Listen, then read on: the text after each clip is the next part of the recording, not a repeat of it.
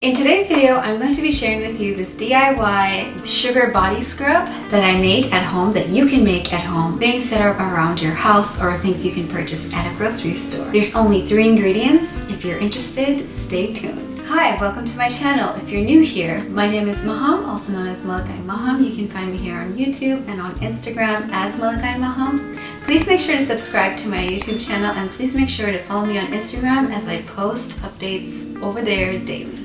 So I have been re-gardening a lot of the plants outside in my yard. Recently the aloe vera plant had gotten really red, a lot of red leaves. So I took about 7 to 8 leaves worth of juice out of aloe vera plant. Once I've cut them off, I let them sit in a tray to dry for a little while because wherever it cuts from, it has this yellow fluid that comes out that can kind of stain, so make sure you give it some time to ooze out, dry up, and then you can wash it off. Next step, what I would do is I would take a knife, a sharp knife, and cut the edges of the aloe plant where it has spikes, where it has thorns. Once the edges have been cut, I like to slice on the top part wherever it's dried a lot on the top part of the leaf, and then I like to separate the 2 pieces apart. Whichever is the thinnest piece is the one I like to scrape off the juice first. Here I'm using a spoon to scrape off the aloe goo. The aloe makes your hands really slippery. In between each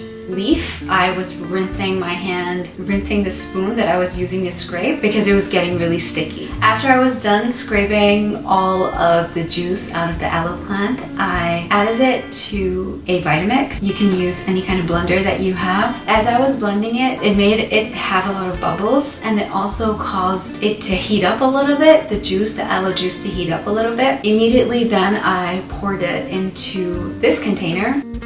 And inside this container, I had already added a half a cup of sugar. However, I would now wait for the aloe juice to cool off before I add any sugar to it, because some of the sugar particles did dissolve because of the heat that the Vitamix created. After that, I let it sit in the fridge for about a day, and then I added another half a cup of sugar. Also keep in mind that you can adjust how much sugar you want to have depending on how much scrubbing action you want. You can add as much or as little honey as you like. I mainly wanted the honey for its skin benefits. Those are the 3 ingredients that I used for this scrub. You can leave it in the fridge for 5 to 6 days and use it within those days. So right now the sugar, if you can see, has kind of settled at the very bottom of the container. It smells very yummy, kind of sugary and honey-like. We are ready to exfoliate. Let's exfoliate with this. Here you're gonna see me exfoliate my arm with this